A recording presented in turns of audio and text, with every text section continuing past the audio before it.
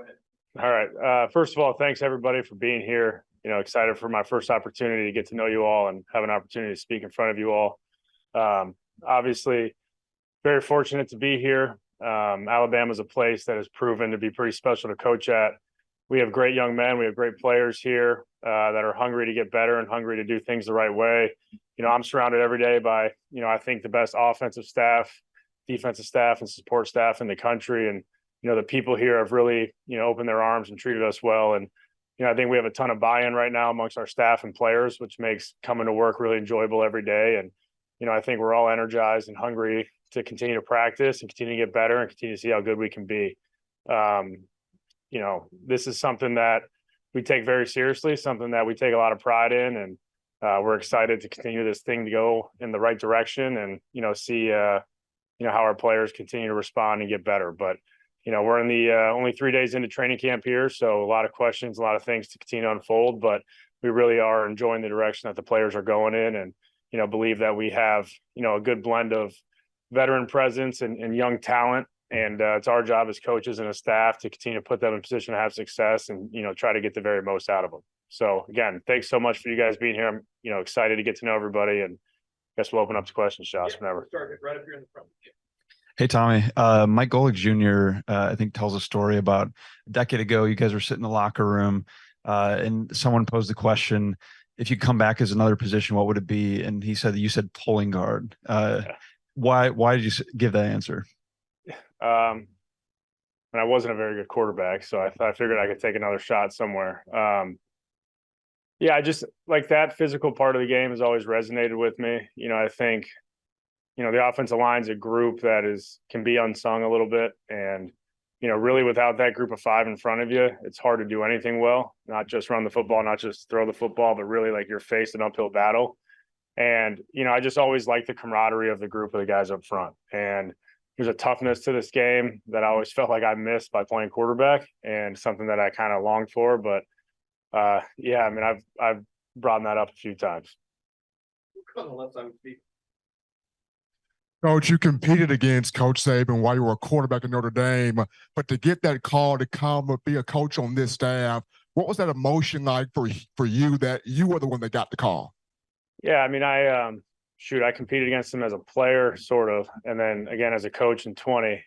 So obviously, I've faced two great teams in this program's history, and really preparing for those games, you could see and feel just the intensity at which Alabama prepared in. The call is something that, to be honest with you, a little, surreal, but at the end of the day, this is my profession. This is something that, I want to be doing for a long time. And, I wanted to make sure that if the opportunity to interview did present itself after the call, that it was something I was prepared for. Obviously just knowing Coach from a distance there and what, he, looks for in his coaches and what he expects of the guys in this building.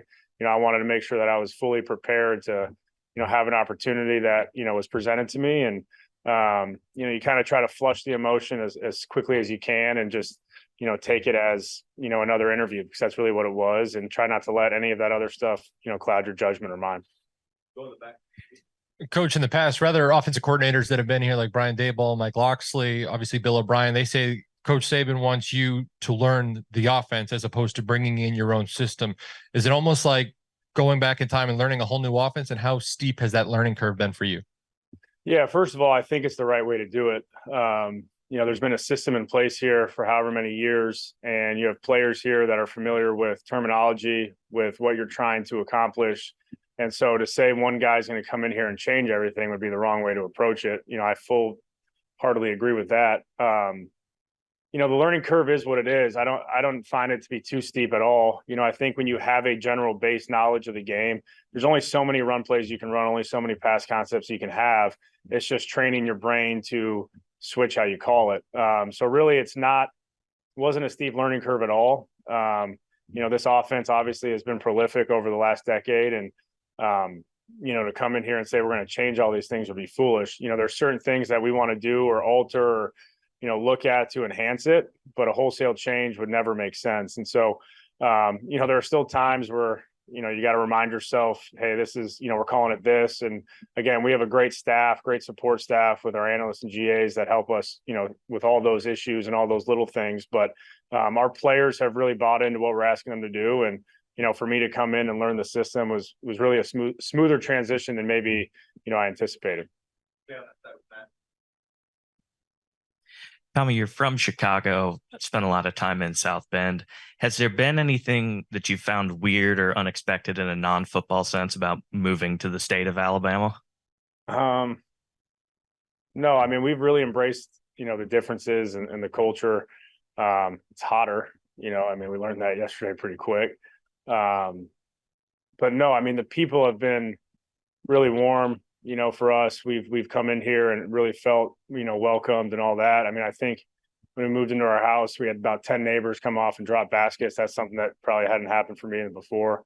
The thing that really I resonate the most with is the love and the passion for the game of football.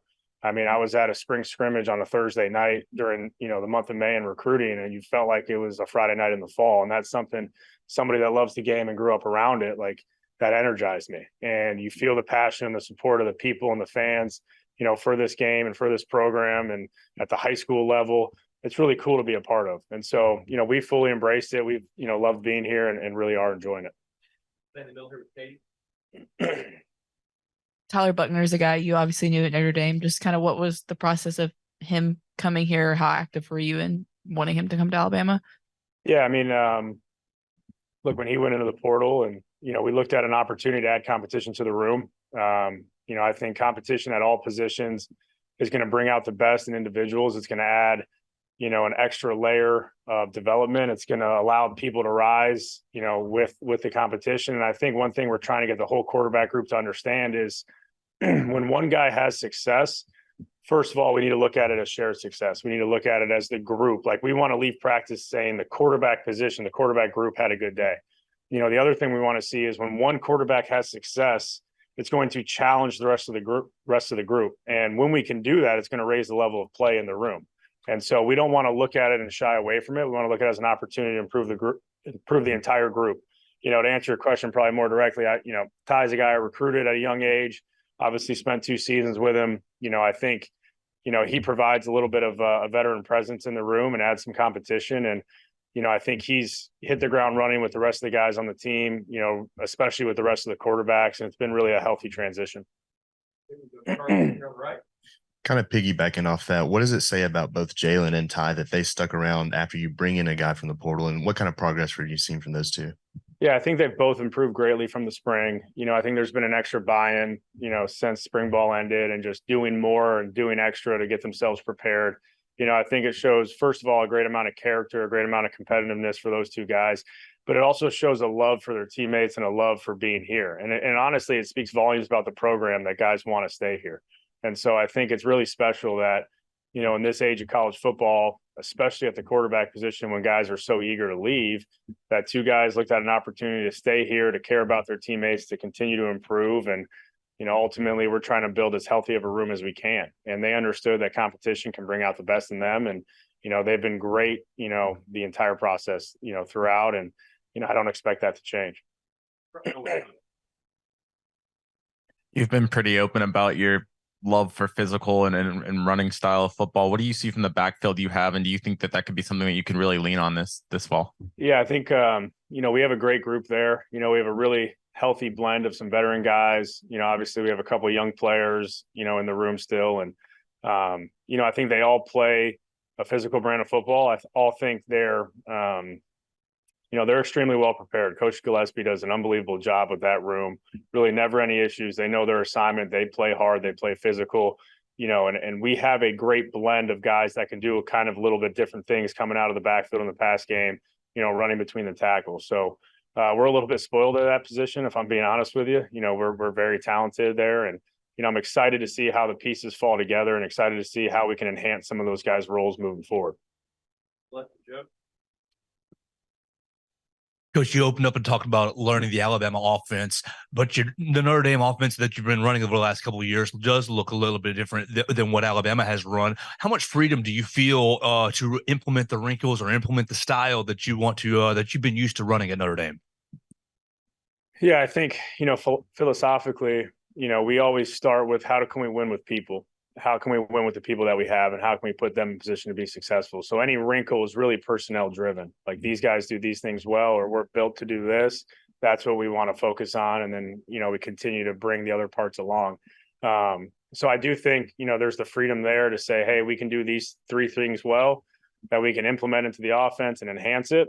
I do think, we're probably going to look different than we did when I was elsewhere, because our personnel is different. There's different strengths. There's different, areas that we can take advantage of. So again, we don't have, a system, or I don't have a system that says, hey, you have to fit into these squares. It's more about how can I fit what you do and what you do really well into enhancing our offense. And again, our mantra is win with people, and, we're going to find ways to allow our players to be in positions to have great success. Ryan Kingston on the left. Hey, Coach, repping three quarterbacks. I know there's five out there, but when you're looking at three guys for the competition, how hard is that when you're having to split it in thirds rather than in 50% or in the challenges? Yeah, I mean, there are some challenges. We practice in a way that there are, plenty of opportunities and reps for all those guys to get. I think the thing I'm fortunate for is our quarterbacks understand it, and they, don't have any egos, and they're, we're trying to tell them, hey, when you're in there, you're the guy, and we want you to own those opportunities, own those reps. And so they've bought into that. They've been supportive of one another. Eli and Dylan are still getting plenty of reps. We're really repping five guys right now, which is, probably really rare. You go across the country, probably nowhere in the country is repping five guys. But the way we practice, the way we give our guys opportunities, it allows for that to happen. And our players have bought into it. And, we have had opportunities to give them, longer chunks of plays to get them into a rhythm. Sometimes it's a little choppier, but, we want to make sure that, we're mixing up how we're rotating. We're mixing up the different periods that guys get so that they're exposed to different situational football. And, again, our players have made it easy for me because they've been receptive to it, and they just want to make the most of every opportunity they've had. Stay right there with Katie. Morning, Coach. What are your impressions of how the tight end room has continued to develop since spring practice, and what is the potential for that group?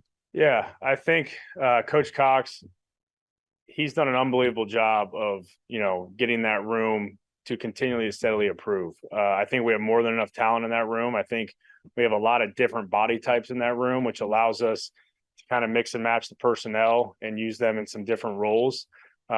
But it's a room that's deep, it's a room that's talented, and it's a room that's steadily improving. I think, again, you bring in CJ, who's a veteran, played a lot of football. You have some guys that were on the roster a year ago that didn't play a ton, but you're, hoping that they continue to progress. And I think they've done that. I think, again, like I said, the room looks different top to bottom. Like, everybody has different strengths and things that they do really well. And so our job as a staff is to make sure that we can personnel things the right way to get the right people in the right spots. Three more, Mike. Just kind of touched on it, but your approach to tight ends at Notre Dame compared to what you might have here personnel wise, and then also what you might have at wide receiver, and kind of deciding what personnel to put on the field. Yeah, I think obviously that's a week to week decision a little bit with how we're trying to attack a team and what the theme of that, game plan would be. Again, I think our tight ends are plenty talented enough here right now to feature them in some things, but again, we have a deep receiver room that's talented as well. So that blend of, how can we be, still a physical brand of football with the personnel we have on the field, but also understand that, we have some wideouts that can really break games open. And so, again, as a staff, the blend of personnel and the way we use it and the way we can keep a defense off balance by looking different play to play is something that, we want to have, at our disposal. And so, I think we have tight ends that can do a lot of different things for us. We have plenty of wideouts that can go make plays and put them in position to be successful. And, we were fortunate at Notre Dame to have good tight ends, but I don't really see it any different, with the group we have here. How do you go about building a relationship with a quarterback? Yeah, not different than probably any other relationship that matters, in your life. I think, it has to be built on, you got to relate with people. You got to be honest with them. You got to build trust from an early onset. You got to find something off the field that you can connect with so that they don't feel like it's always just transactional, right? There needs to be an actual caring relationship there. And so, I think early on, you show them that you care, you show them that you want to build trust, you show them that, you're going to put the expectations, at a high level and hold them to that all the time. And that's what they want. But then you got to have moments too away from the game where you can have a relationship based on, other interests and other things that they're into. I do believe that the relationship between a play caller and the quarterback is as important as anything. And so, they got to be an extension of what we're trying to do as a staff. And, I think the only way you can get there is if there's full trust and it's a two-way street between the play caller and the quarterback. Medical Properties Trust, at the very heart of healthcare.